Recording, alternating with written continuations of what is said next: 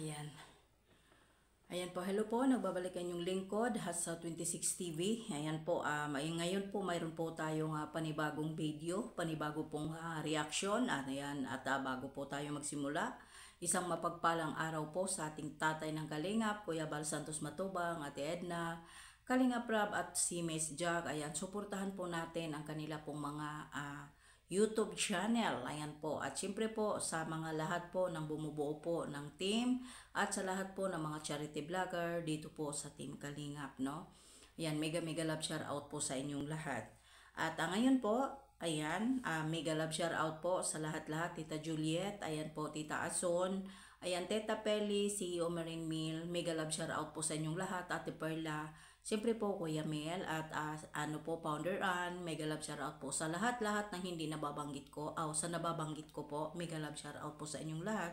At sa lahat po ng hindi ko nababanggit, shout out po sa inyong lahat. Siyempre, CEO Marine Mill, mega love shout out po sa inyo. Ngayon po, ang talakayin po natin dito sa comment po ni ni Melanie, no? Bigyan po natin ng reaction nito, no? At kahit konti lang.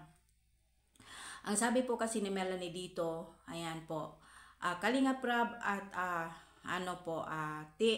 Kalingap Rab at Kuya Bal at sa lahat nang nakinabang daw kuno dito kay Rina noon, at ang mga gamit daw po ni Rina, pera, alahas daw po, ay ibalik daw po ninyo kay Rina.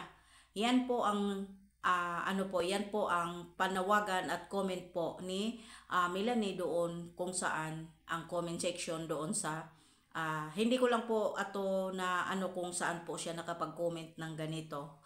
Sa kapal naman po ng pagmumukha po ninyo, Melanie. Bakit hanggang ngayon hindi pa ikaw makamove on about pera po, Melanie? Ano ang nangyari? Pagdating po sa pera, napakabilis ng bunganga mo. 'Di ba? Alam naman po natin na may kamalian ka, pero huwag kang magsabi na mga sinungaling kami at lahat po ng mga tao na pinag-aanuhan mo ng mga sinungaling, mga fake news. Alalahanin po natin, Melanie, yung mga taong sinabihan mo ng fake news, yan po yung taong hindi ginagamit ang anak mo. 'Di ba? Para makapagsabi ka ng ganyan na yung pera at alahas at gamit ni Rina ibalik. Nandoon ka na sa lighthouse, bakit hindi mo kinuha kay Kuya Bal Santos Matubang yung gamit, alahas or pera? Bakit kailangan mo dito sa social media? Para saan? Wala ka nang kwentang ina. Nagpuputak ka pa nga nang nagputak na ang Kalingap ang tumulong kay Rina.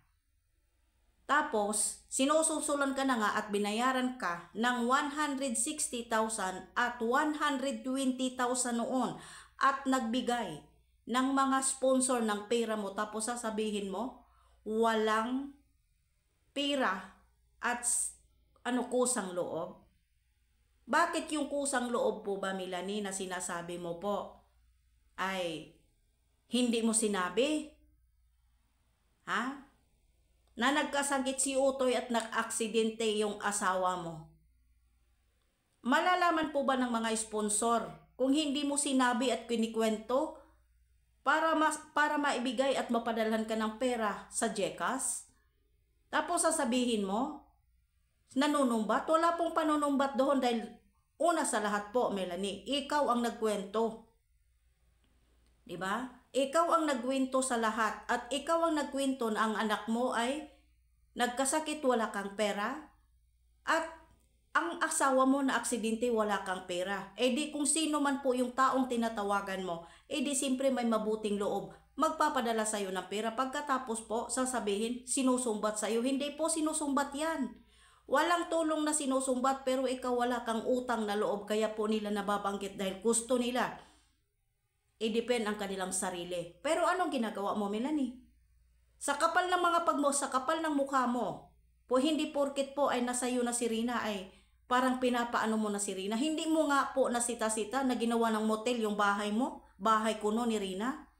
Nasaan ka? Bakit hindi ka kasama? Confirm po, Melanie. Hindi mo kasama si Rina.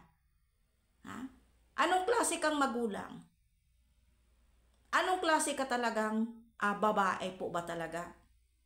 Pinanindigan mo sa barangay na ikaw ang mag-aalaga, pero wala ka talagang kwentang ina kay Rina.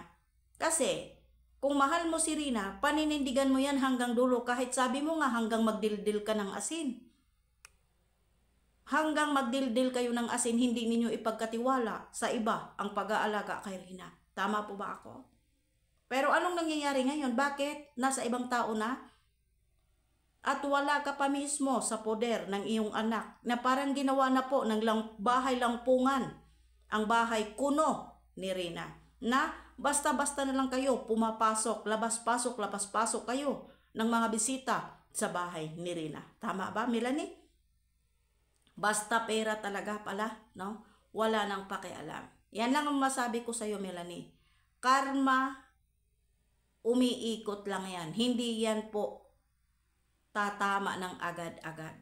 Tandaan mo yan, Melanie. Ayan, hanggang dito na lang po yung aking reaction video kay Melanie. Mega love shout out po sa lahat. Nawa po ay masuportahan at syempre po sa lahat-lahat. At bago tayo magtapos, God bless and I love you all. Ayan po. Ako ang inyong lingkod, Hasa26TV. Please po like and share. Maraming salamat po. Unsubscribe na rin po. God bless po and I love you.